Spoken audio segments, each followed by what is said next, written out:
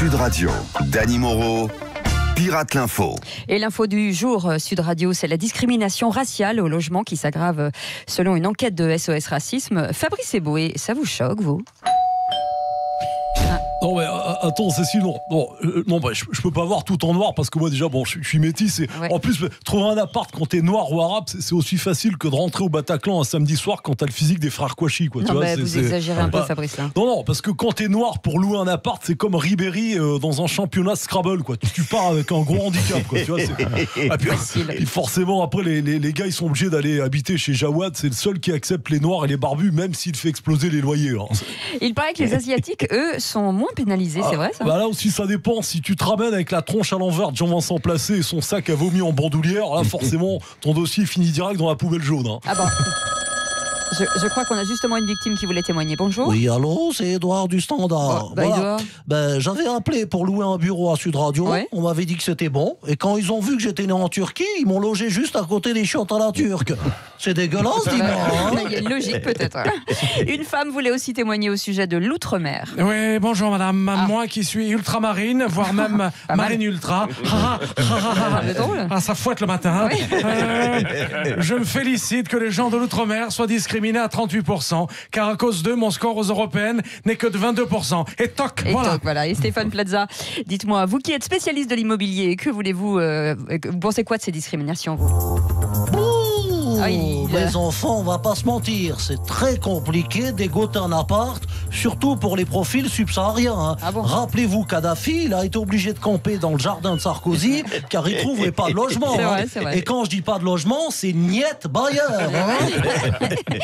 Aujourd'hui, le président Emmanuel Macron est en Roumanie pour le sommet européen de Sibiu.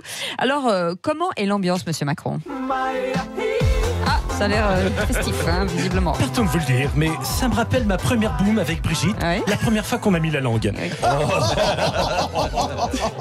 Je vais ouvrir le bal des prétendants au grand poste européen et nous allons jouer aux chaises musicales pour savoir qui succédera à Jean-Claude Juncker. Et vous avez l'air particulièrement guiré ce matin.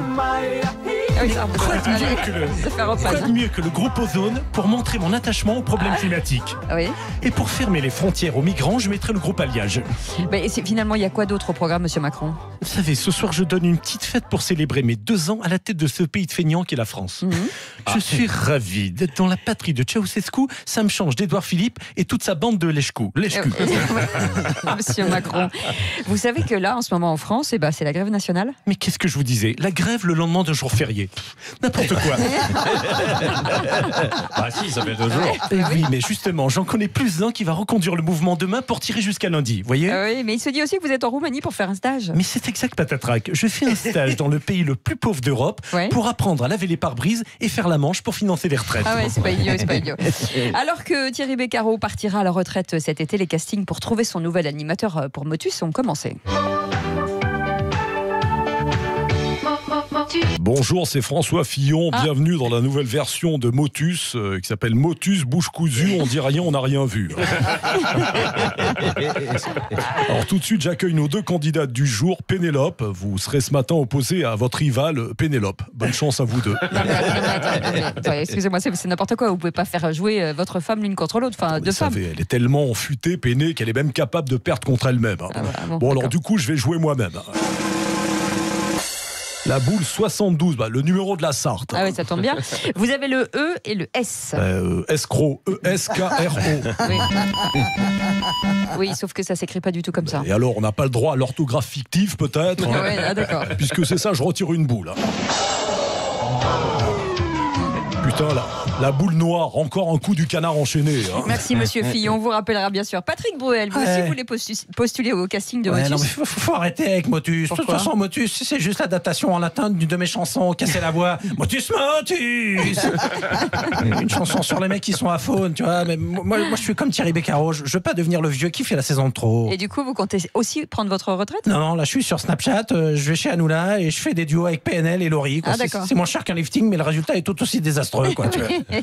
Et Patrick Sébastien, mais qu'est-ce que vous faites encore sur France 2 vous Cécile réfléchit. Motus pour un mec à qui on a dit de la fermer. Putain, c'est hyper raccord. C'est vrai. Alors j'y vais. Logique. Je me secoue les boules et c'est le... La boule 69, putain. C'est un pur hasard. Hein, c'est que de l'amour. Hein. Et écoutez, vos lettres, c'est un pur hasard aussi. Vous avez un B et un T. Bah, si au hasard, je dirais Biroute. Voilà. Non, désolé, c'était le mot banqueroute. Oh putain, j'étais pas loin. De toute façon, je dirais la banqueroute, c'est l'avenir de France Télévisions après 5 ans de commandanture de Delphine Gnognotte. Hein. Oui, c'est ça. Ça va lui faire plaisir encore. Et on termine avec le mot de la fin de Chantal là-dessous. Salut ma grande, hein. Je viens de finir le livre Les Quincados. Vous avez vu les Quincados Le bouquin best-seller du moment qui t'explique comment rester une ado quand t'es déjà ménopausée comme tout en camant. Hein. Mais c'est quoi exactement être un quincados? C'est avoir un corps de 50 ans, des poumons de 70 et un cerveau de 12 ans. Hein. Je veux dire, quand j'ai enfilé le jean de ma petite nièce, je ressemblais à une barquette familiale de Tamara qui essayait de rentrer dans une verrine. Hein. Ah ouais, d'accord. Et il existe aussi d'autres phénomènes sociologiques comme celui-là. C'est pas ce qui manque. Hein. Moi, je vois ma voisine, par exemple, elle est quinassos. Tu vois, c'est une cassos qui bouffe du quinoa. Et tenez, le Patrick Roger, là. Alors qu'avant, je te donne envie, elle était véganaze. En revanche, mon ex-mari, lui, il est plutôt brococouille, tu vois. Un accro du brocoli qui me casse les roustons. Toujours aussi féminine. Et puis, sachez que Dany Moreau sera demain soir en spectacle à Gémenos. C'est théâtre C-Volker à 20h30. Dans les Bouches-du-Rhône. Dans les Bouches-du-Rhône. Allez-y, ça va être drôle. Et puis, on vous retrouve demain matin à 8h20. Restez avec nous, 8h27. Absolument. Allez, dans quelques dans un instants, le duel. Oui, le duel entre Françoise de Gois et Christophe Bordet. Ils sont en train de travailler sur le sujet. Là, il peaufine, de définir, effectivement, il peaufine, il tire les boules. Écoutez, je crois que ça gueule déjà. Oui, c'est vrai. Ensuite, eh bien, il y aura notre grand débat autour de la fonction publique. Faut-il privatiser certains services publics? Vous êtes très nombreux à voter. On en parlera tout à l'heure à 9h. Dans un instant aussi, la revue de presse. Merci beaucoup. Restez avec nous. 8h27, c'est le Grand Matin Sud Radio.